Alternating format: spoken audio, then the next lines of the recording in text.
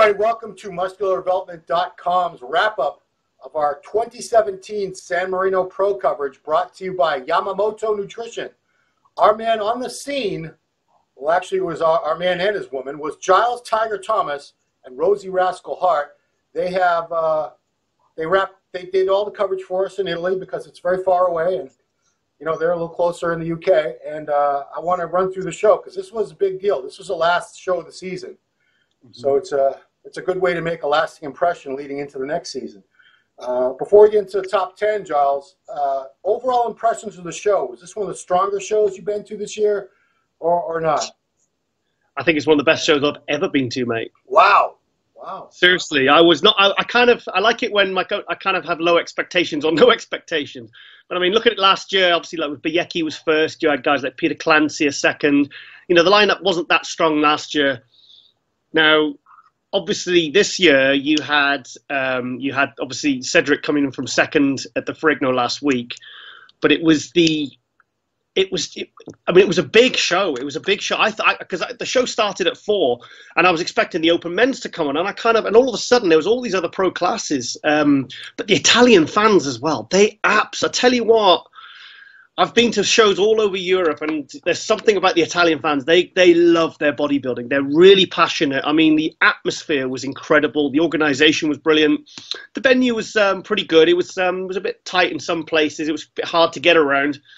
But overall, I mean, that was an absolutely fantastic weekend we had. I mean, I wish I'd got there earlier because I'd like to have seen the Amateur Olympia, because we kind of arrived, you know, as the Amateur Olympia was on, and then we kind of got to the hotel and we were setting up for the pro show.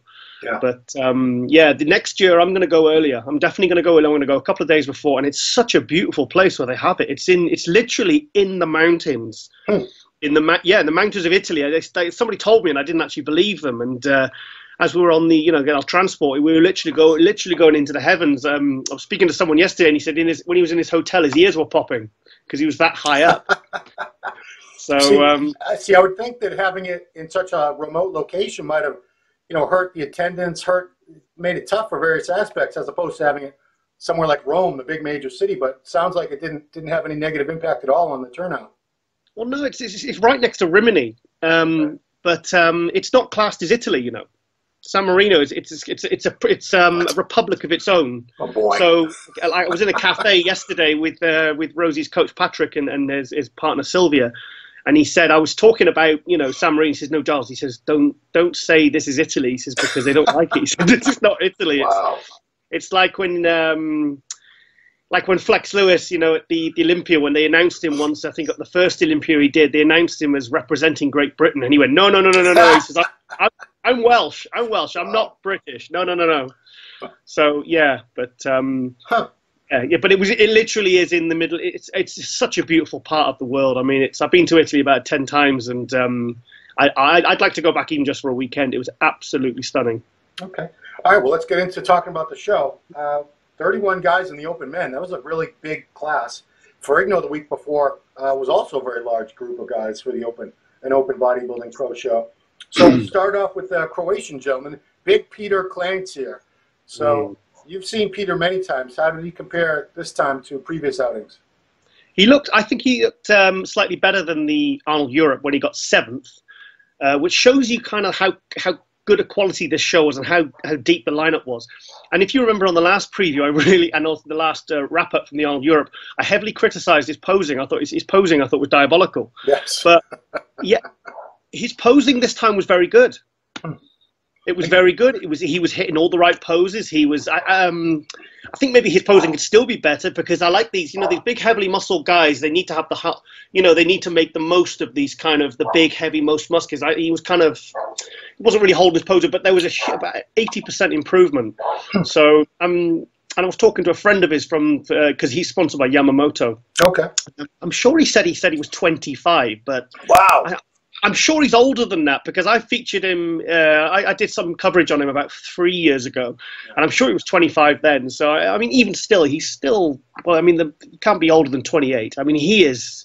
And his stomach looked good as well because at the Arnold Europe, it was starting to hang out. Maybe from overcarbing or whatever. Yeah. But his stomach looked nice and tight. I didn't see it kind of pop out at any point. In fact, I thought he might have been 1 or 2 places higher. I had him maybe around 6 to 8. So, but a good showing for Peter there, definitely. Peter. And I wonder if, your critique from the Arnold Europe, somebody might have passed that along to him because he did improve his posing. It's possible that you had something to do with that. Who knows? Well, I don't know. Maybe possibly. I was thinking about that today. Actually, I was in the kitchen. I was thinking, I wonder if it was because he'd heard. Because these guys do, you get a lot of kind of when you're back at the shows and stuff. You do get a lot of people go, "Oh, really? Thank you for that critique." And I really listened. And it does. What we say. They do go on these athletes do go on the forums. They do have friends and coaches that look out. They go through all the forums, all the websites, the magazines.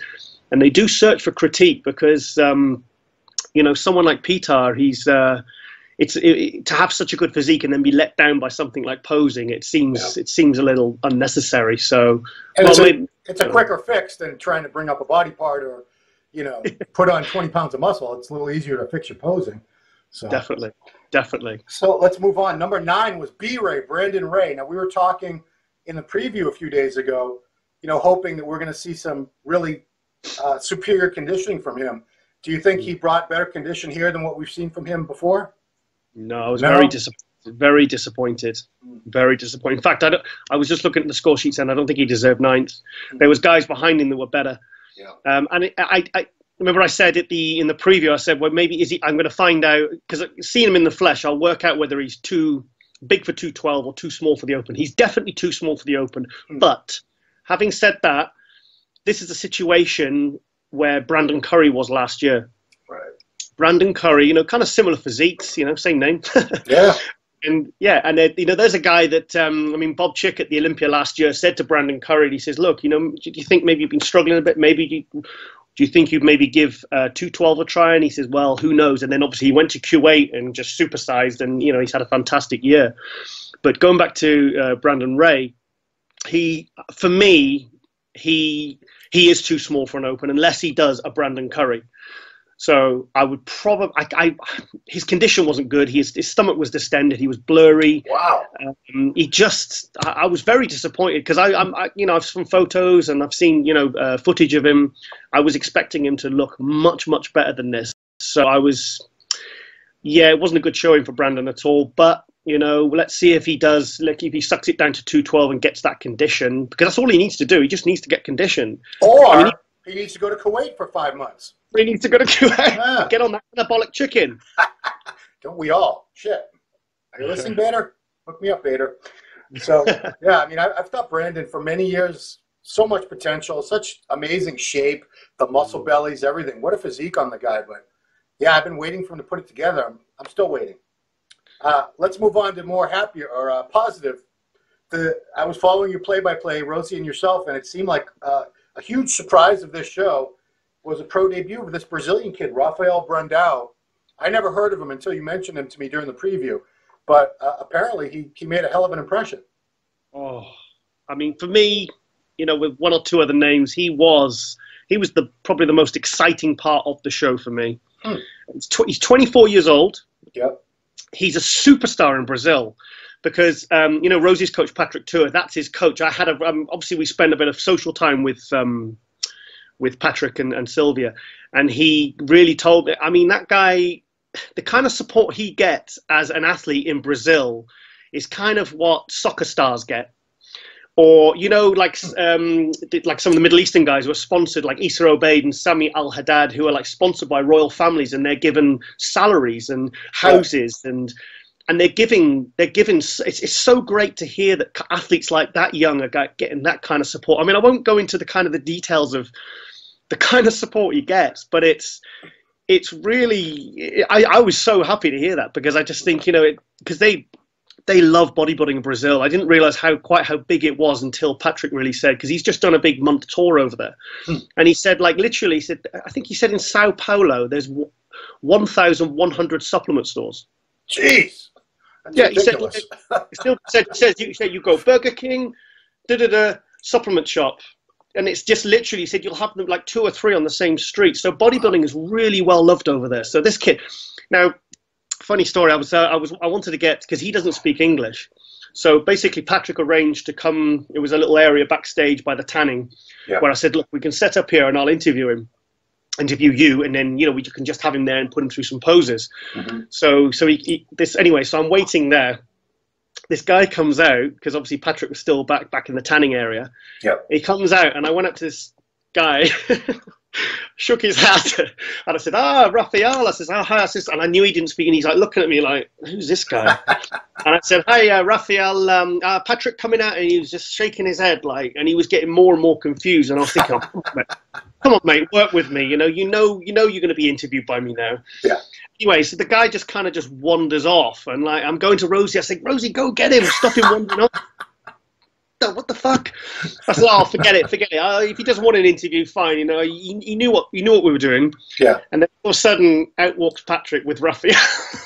Oh shit! So who are you harassing? A guy called Abdullah, who was a classic. Oh jeez. He was from Kuwait.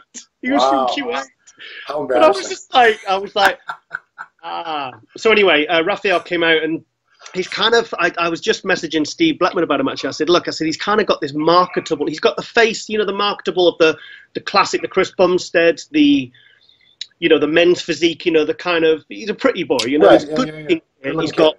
He's got good skin, and he's tall, he's 6 foot tall. Wow. I just assumed from the photos I saw on Patrick's feed on his Facebook and his Instagram, I thought he was short. This kid, and I tell you what, you got to see him up close. He's absolutely incredible. He can do a vacuum. He's got the type. He reminds me of a young Dennis Wolf. Wow. With even and his quads, I can't even explain what these quads look like. They're just so detailed and so. I mean, it's like a kind of. And he said his favorite physique is Cedric because he likes size and aesthetics. Yeah. But this kid, he was in the first call-out. Now, you've got guys like Issa Obaid that wasn't in the first call-out. You've got guys like Clarence De Vis that wasn't in the first call-out. That's surprising to me because I saw the pictures, and I agree with everything you say, the shape, the structure, just phenomenal on this kid. But I didn't see size-wise how he would be able to hang with, the Cedrics and the Hadis and these much more thickly muscled guys. But apparently the shape and the aesthetics was enough to carry him. It's just when he does that front double bicep and the way he kind of opens up and the flare to his lats, it's such a showstopper. And when he does the vacuum in the front double bicep, it's such an eye-catching physique, and he's got those quads. I mean, you can't take it. And every angle, he's just got a beautiful physique. And Patrick was going absolutely crazy because apparently he said he was too laid back on stage. Yeah. Because obviously, they've employed Patrick as his coach, and Patrick, there's a lot of pressure on Patrick to really bring this guy to the forefront. There's a lot invested in this kid. Yeah. So I said, Patrick, we went out after. I said, Patrick, just calm down. I said, it's his first show. I said, last year he was competing as a junior. He won the World Championships and he won the heavyweights. I think it was an overall as a junior. I said, he's 24 years old. I said, it's just give the guy a chance. I said, I know you want the best from him. I said, but he says, no, if that was me in the first call out with those big names, I'd be doing it. So anyway, yeah, the kid's phenomenal. I mean, his posing was beautiful. He's just, you can just see that in like two years' time, that kid could be top 10 Olympia. I'm telling you. And now the thing is, he's got the height as well. He's got the height, the structure. And now because he's got Patrick, I do believe he's not going to ruin his physique. He's not going to do anything crazy. He's not going to kind of, and he seems to have a really good sort of support network, which I think is important. Like the guys in Kuwait, they don't just get. It's the support. It's the environment that they're in is conducive to moving forward constantly. Success. And he's kind of like Neil Hill's got Flex Lewis has got Neil Hill, and these people who've kind of got people that they know they can trust and rely on. So yeah, I'm feeling very excited about this kid, and I think he's got these. Patrick said he's going to do 3 to 4 pro shows next year, and I think 2 or 3 are going to be in America. So I think looking at him though, Giles. I mean, I know he's set on being an open bodybuilder, but if he's 6 foot, I can't imagine. I know the cutoff for that weight because Bumstead is 6 foot. It's 225 for classic. A couple people mentioned, and I kind of agree that this kid could jump into the classic Olympia and give those guys a run immediately. He was 245. Oh, was he? Okay, well, forget about that then. Never mind. And actually, Is it yesterday morning? Yeah, yesterday morning. Patrick came round to our hotel, and we went down into and I actually got a proper in-depth interview, and I'm actually going to edit a proper video with posing footage and stage footage, and I filmed all the comparisons. I'm going to put a video together. I'm going to get that up on MD this week, and I'm very interested to see people's opinions because, you know, I can just see it. I can see the potential, and he was a real find, and I think I'm so excited when I see these new faces, and they've literally got it all. I hate him. Okay, so another new face and new name. I never heard of this guy before. He's from Israel. Is this right? 7th place? Danny Kaganovich. He's from Israel. I was actually in the hotel because we got to the hotel on the Saturday, and I was just scrolling on Instagram, and this guy popped up. I don't even know how he popped up on my Instagram feed, and he says amateur Olympia. And I was like, wow. I said, look at that shape. I think I posted the photos on the MD forum, and I on the Saturday when he was about to compete in the super heavyweights. Okay. And so then when I heard he won, I was like, all right, well, he'll get to compete with the pros the next day. Yeah. And it's just a really, and again, not a hugely thickly muscled guy, but an absolutely insane. Like you said, maybe one of the guys that maybe if he could slim down to, I don't know, slim down or downsize or whatever you want to call it, right, too classic. But I mean, I know there were some big kids in that super heavyweights, and apparently he won it quite clearly. So, yeah, there was a guy, really nice physique. I probably, no way would I have had him ahead of Rafael because I don't know. I think, he seemed to be, I think he was in the second call out, which was good because they were calling out these new faces. Then there are 2 new pros there. Yeah, Tim Budesheim, who won the heavyweights the day before, and you had Danny, who obviously won the super heavyweights. So obviously getting the opportunity to compete the next day as a pro. So were all the weight class winners from the Amateur Olympia, if they wanted to, could they have gone and done this show, or only the top 2 in the overall or something like that? Do you know? Well, yeah, because I was actually, the overall was before the pro show on the Sunday, because we were actually going to start filming it. And time was ticking on. I thought, hang on a minute, we've only got like 2 hours here to grab some interviews. Yeah. So we darted off, and grabbed some interviews and stuff, and pap shots because time was short. Right. There was only, there was 2. Yeah, it was Danny and Tim Budesheim. The pro that I recognised anyway. 6th place. Now we did our preview, and we somehow completely forgot to mention Clarence De Vis from Belgium. Things like this happen. And I want to go on record because I want to apologize for, it was 2013 or 2014. I know this is neither here nor there. But at the New York Pro, I talked to you about this off the record. But I wanted to put this on the record. I did a wrap-up right after the judging of New York Pro. And we're talking about the 212. I think it was myself, Bob Chick, Peter McGuff. I'm not sure who was with me. But we forgot to mention Aaron Clark, and he ended up winning the 212. And I saw him at lunch like an hour later, or at the restaurant. I was like hiding, like he must have thought I was out to get him. But we were not out to get Clarence De Vis. We have nothing against him. I think he's got a great physique, and clearly, top 6. He earned a pretty high spot. How did Clarence look to you this time?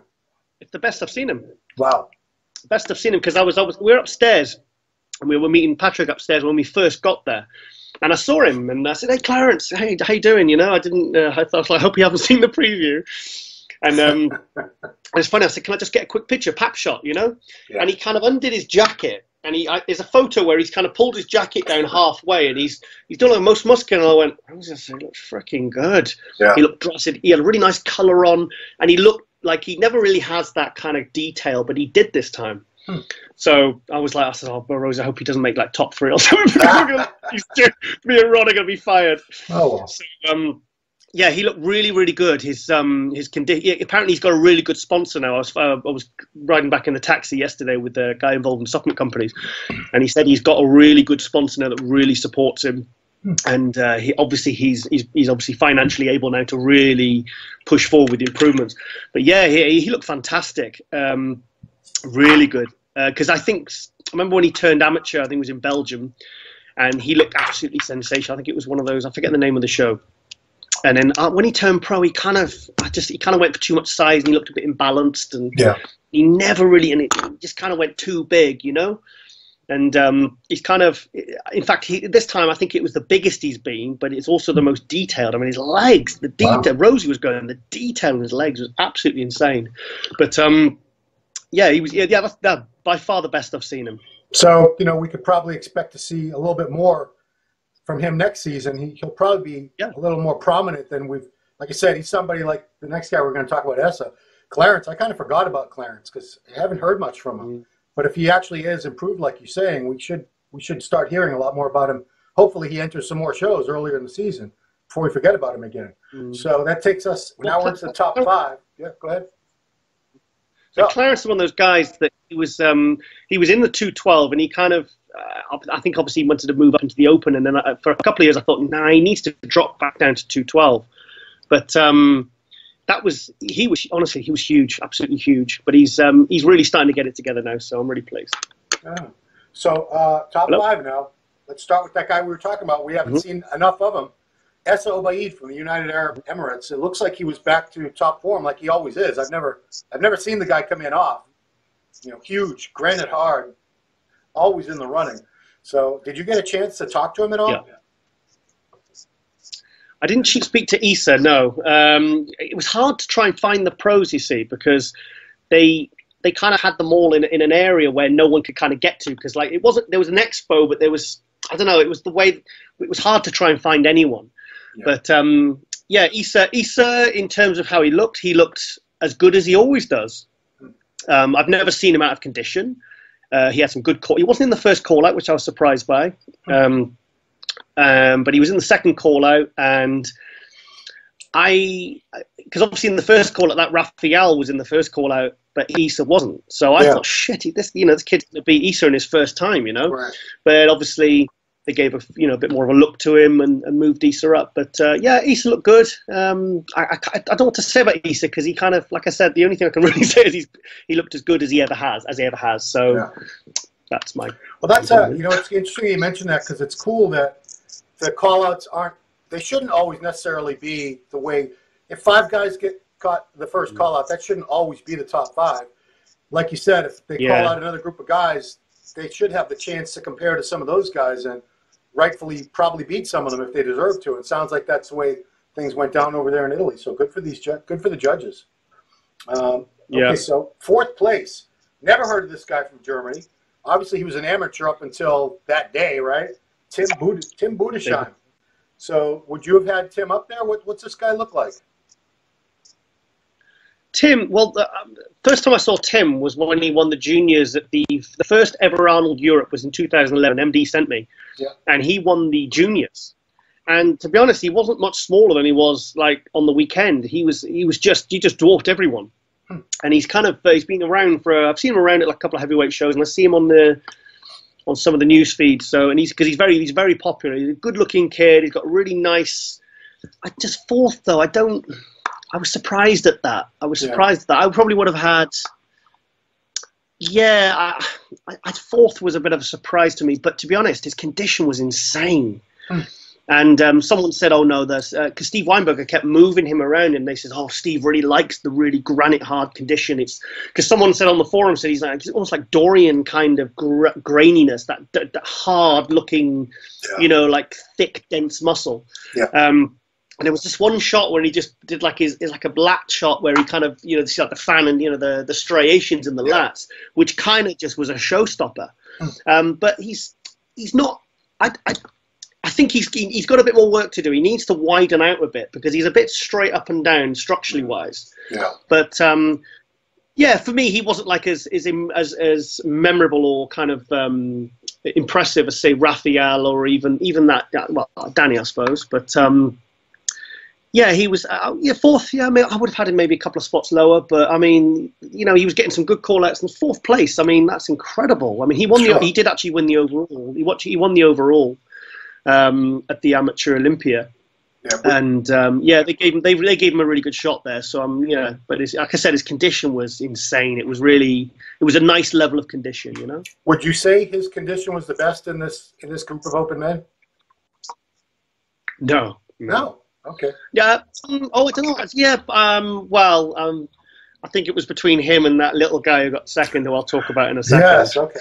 Well, let's move on to Brandon Curry, who he just won the Ferrigno, just beat Cedric, but tables are turned on him this time. You know, you probably, I don't know how many shows you've seen Curry at in person this year. Was this the first one or no? Olympia, yeah, well, that's true. I mean, it's and how did he compare to the past couple times you've seen him condition wise? I've been struggling with this one because the problem was with Brandon, he came out after Hadi. Now everyone was kind of left in shock. I'm sure. When Hadi came out, and I think when someone has to follow a very hard act to follow. Yeah. It was kind of like, oh, it's Brandon, whereas it should have been, oh, it's Brandon. You know, it's Brandon Curry. He's won 3 pro shows. This guy is, probably should have been. I think it was 7th or 8th at Olympia. You know, maybe this was one of the most improved bodybuilders of the year. Right. And I was thinking, has he really faded, or is it just because he literally had to come on after Hadi Choopan, who, well, we'll talk about him in a minute, but yeah, but I think there was definitely faded, and I think he faded as the show went on. Like I said, it was all I could remember was just looking at his, when he does his radial bicep, and if your eyes look down from his kind of back, which is absolutely incredible. Yeah. I'd just been looking at kind of Hadi's rear lower, sounds dodgy, his rear lower half. I mean, it was insane. Yeah. And it was like, he really highlighted his kind of weaknesses in that kind of the detail in the glutes, the hamstrings, and the calves. Yeah. So, yeah, I had him third. Definitely. Okay. So Hadi was apparently the surprise of the show, and this is, I admit, I barely heard of this guy before that Asian Grand Prix this year. And yeah, wow. I mean, I'm just going off the pictures that I saw. He's like a block, just a little granite hard block of muscle with these enormous quads and enormous back and shoulders and just a thick little beast. Did you ever have him in contention to beat Cedric? I'm wondering. I wouldn't have argued. I wouldn't have argued if he'd have won. Yeah. I just kept saying, I hope they don't give him third because he deserves second or first. Yeah. I mean, honestly, he's so hard to criticize. He's really hard to criticize. I mean, I was looking at it from every single angle and every single pose. I mean, the detail, like the lines in his glutes, even when he did all his side tricep shots, his intercostal, they were like that deep, each one. I mean, there was so much going on. There was so much detail. His condition was unreal. He holds a ridiculous amount of muscle. And I said, do you know what? I said, that's what he needs to do now. He needs to stay as an open because he's clearly about 230. Because he looks, I've seen the pictures from Korea, and this is a completely different bodybuilder. Really? Wow. So I thought, but listen to this. So I was like, oh, well, because I said in the preview, I said, look, whatever his best look is, if that, whatever his weight, do you know what I mean? Whatever his weight is, that's his best look. Or the other way around. I'm trying to get confused now. Yeah. And I thought, well, obviously he's about 230, so that's his best stage physique. Yeah. So the next morning, I was messaging. I think I was on the forum, and there was someone of the members was saying, we were kind of discussing this. Yeah. And I said, yeah, so he was at least 220, 222. I'd say maybe closer to 225. Yeah. So I said, look, I'll find out. So I messaged Patrick and a couple of other people, and Patrick was with having breakfast with Dennis James. And Dennis James says he was under 212. Wow. So it's an illusion. Was under 212. Because Jose posted on the forum that they all watched him weigh in closely in Korea to make sure he was legitimately under 212, and he was 209. So if he was only, that's a 4-pound difference apparently is a dramatic difference on someone of that. I mean, how tall do you think Hadi is? Sorry, how tall? How tall, if you had to guess? Maybe 5'4", 5'5". We walked past it at one point, yeah. So 4 or 5 pounds on a guy that size is a significant increase in a few weeks. No, they said he was. Dennis James's words were he was under 212 on stage. Wow. Crazy. So he could have been 209, he could have been 210. He was no different. So, but to me, what I was seeing was something completely different from Korea. From the photos, I only saw photos. Yeah. And he looked like he transformed himself in a matter of weeks. But I can't even put into words out what I think about this guy. He's just absolutely insane. What a beast. He's good. He's a good poser. The crowd absolutely loved him. His waist is not thick. He's got really thick, deep abs. In fact, he was actually in a pose. It was in the last call out was him and Cedric, and his bottom abs were cramping, like really bad, where they were like sticking out. They were like, and he didn't even flinch because I was talking to he wasn't. You know, like, I've seen guys, literally be carried off stage. The guy was still posing. He was still. You know, honestly, you've got to see this guy in the flesh. Well, you know, it's funny you say that because we get criticized sometimes for saying you had to be there. But it sounds like in the case of this guy, you had to be there to really appreciate fully what you're looking at. Yeah. I was looking at Ashkenani because Ahmed Ashkenani was with Big Ramy and they were sat in the audience watching him. And I saw Ashkenani just like look like, oh my God. Yeah. I was just thinking, because I thought at one point, if I was Ahmed Ashkenani now and I was watching this, I would be having kittens. Yeah, yeah. That kid is, and the thing is, I was like, well, it's a shame because he's like, when I was at the show, I was thinking that's a shame because, you know, he could be top 6 Open Olympia. I mean, if he's beaten, you know, and he's really kind of comparing well with these top guys, you know, who are still looking really good after the Olympia. Right. It's Flex Lewis is safe. He's safe. And then when I found out the next day that he was under 212, but the problem is now he can't get a visa to the USA. Like ever? Because I was speaking to Patrick about it, and he said that there's from US to Iran. Is there an embargo on Iran? On Iran, there's an embargo or whatever that means. And he said, look, if you get your visa refused, he said that if you try again like a year later, he said you'll get refused again. He says because they can't show bias, they can't show even special circumstances. So, I mean, I saw Dennis James was on social media saying, look, he wants to get like a petition to try and get this guy because we need to see this guy in the Olympia. I mean, you've got the American fans will go absolutely crazy and it will bring. I mean, the 212 is already a very exciting class. I think for the last 2-3 years, it's been more exciting than the Open Olympia. Yeah. And we need this. We need Ashkenani. We need Jose. We need Eduardo Correa back in the 212. Maybe Hidetada. You know, I mean, and Flex, imagine that, and Hadi, imagine that top 5 at the Olympia. Can you imagine how exciting that will be to see these guys? Because I'm telling you, I don't want to say it, but Flex is going to if he can get to the US next year, Flex is really going to have his hands full. Flex is going to have to bring his all-time best to really hold on to the title. And I tell you what, to see him and Ashkenani and Jose and those final call-outs, I'm telling you, it'd be one of the most exciting things I've ever seen at the Olympia. Yeah. Well, I mean, you know, Flex has been winning, I wouldn't say unopposed by any means, but it hasn't been, his wins haven't really been in question.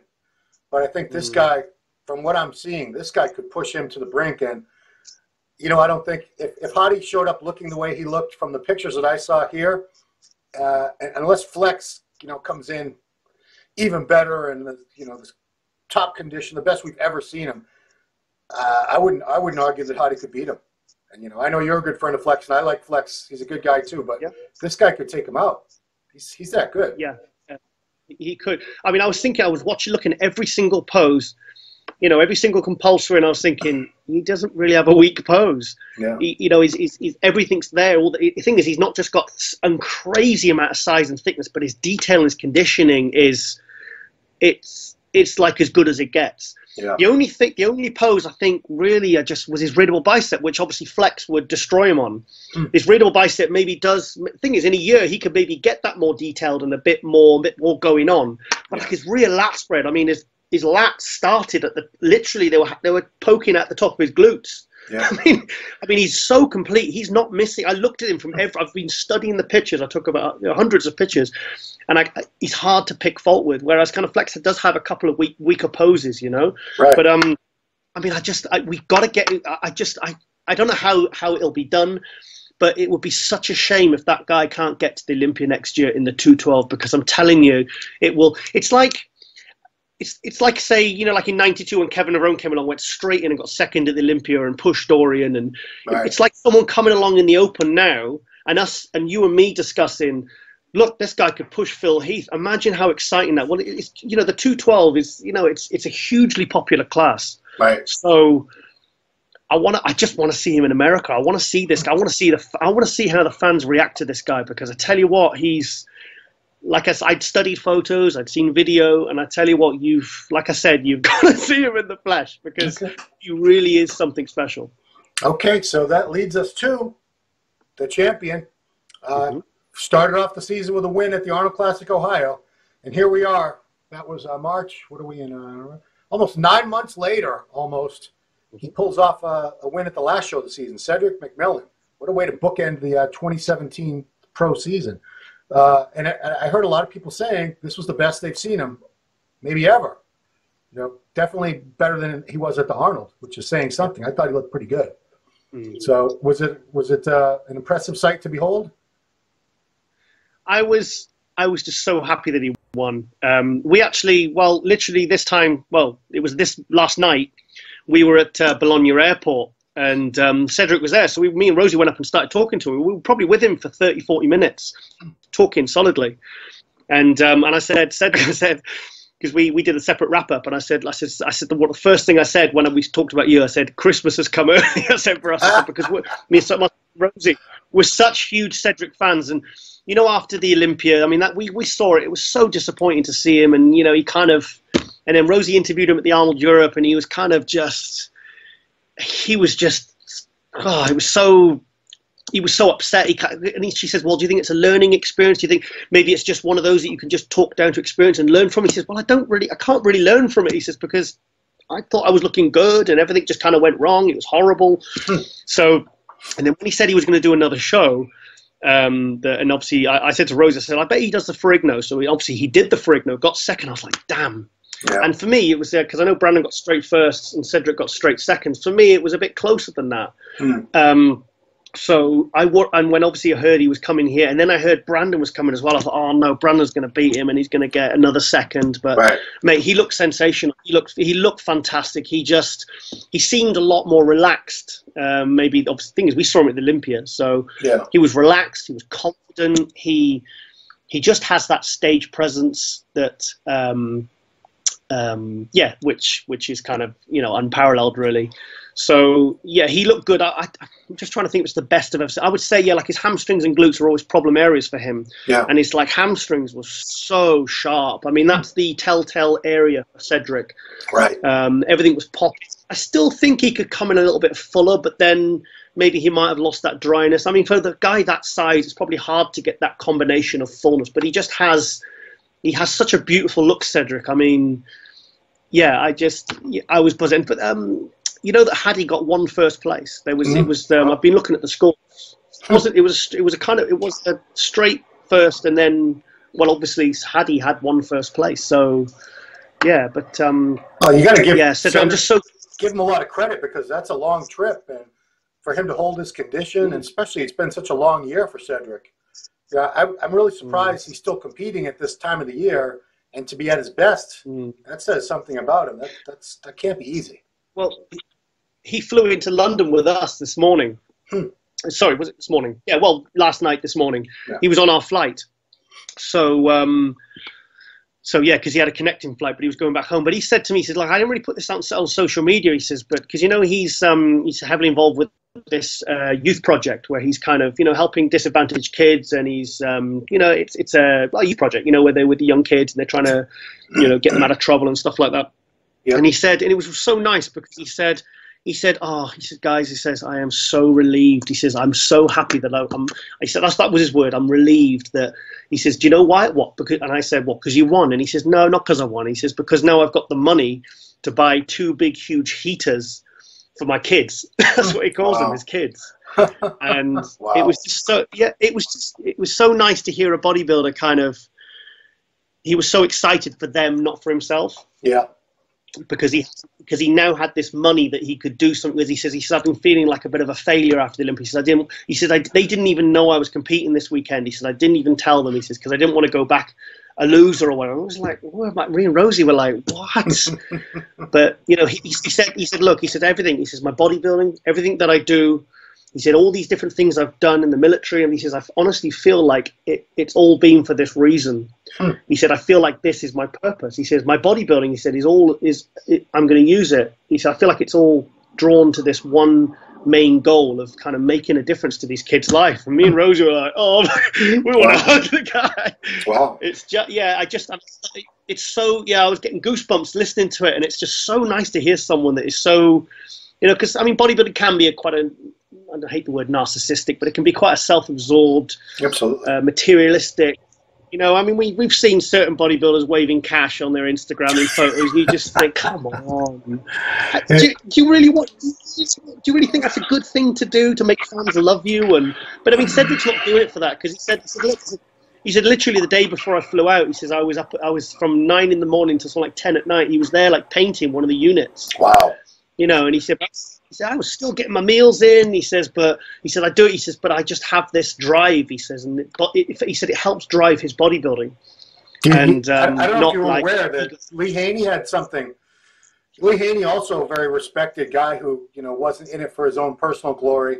He started up something called Harvest Home, I think, while he was still Mr. Olympia, and it was a similar thing where it was like a farm, and he had these kids from disadvantaged homes, neighborhoods, whatever.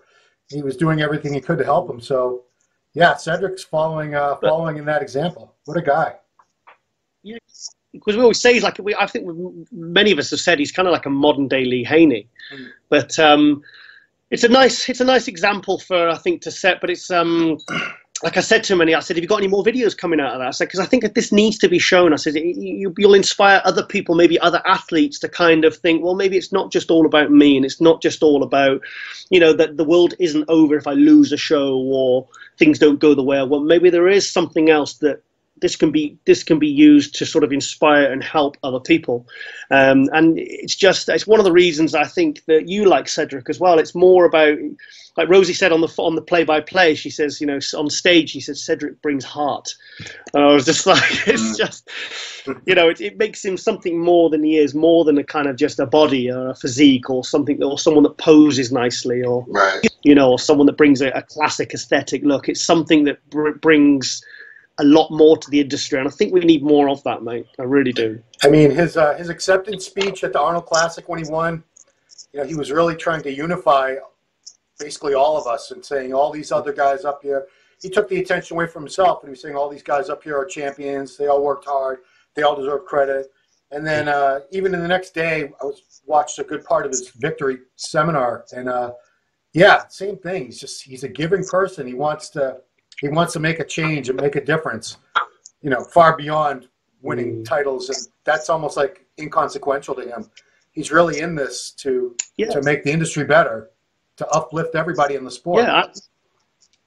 I mean, we see all people's social media posts, and it's about, I want to, like these Miss World contestants who say they want to heal the world and, world peace and all that bullshit. Yeah, right. And it's like you just go, yeah, right, okay, whatever. Like, I don't want to say a name, the philosophical quotes and the ass pics, and you just kind of get a bit jaded and a bit cynical sometimes. Yeah. But the way that, I mean, Rosie's a pretty good judge of character, and she looked at me and we were talking about it after, and she said, he's no faker. She said, he's no faker. And in fact, I think she's on the phone to Cedric now. She's been messaging him back and forth on WhatsApp for about the last 3 hours because they are going to do this guest posing together next year. Wow. Because it was him who originally contacted her, because he'd seen her routines from Dallas, and she didn't do a routine at Olympia. And they're going to do a guest posing. He says, Rosie, we should do this at the Arnold or the Olympia. And like I said, Cedric, you'll be in the Olympia, mate. I said, you'll be in the Arnold. I said, you can't go guest posing as well as competing. I said, you're going to make your choice. He went, yeah, but we need to do, because obviously, Rosie's background is kind of contemporary and all the, the dance. And he's just been saying he originally wanted to be a ballet dancer. Cedric did? But he wanted to be a ballet dancer. Yeah, he said he didn't like the outfits. Oh, come on. But basically, I said, you two are like the male and female version of each other. When they were talking to each other about what they wanted to do, this was last night in the airport. I said, what you two want to do? I said, it's those creative souls that want to express something. They want to bring something quite unique and quite beautiful to the stage. And I think I'm bloody excited. She's buzzing. I mean, wow. Yeah, so I think we'll probably go to him next year or whatever. But Yeah, so for Cedric to go out on a high like that, that was what I wanted. After the Olympia, I think I said to you, I said, I just want to see him. I would love to see him go out with a win. Right. So to end the season with that, with one of my favorite bodybuilder really at the moment, to go out like that and see how happy he was, and obviously the difference he knows it's going to make to those kids. Yeah. It's kind of like a nice way to close the season. You know? Yeah. So cool, man.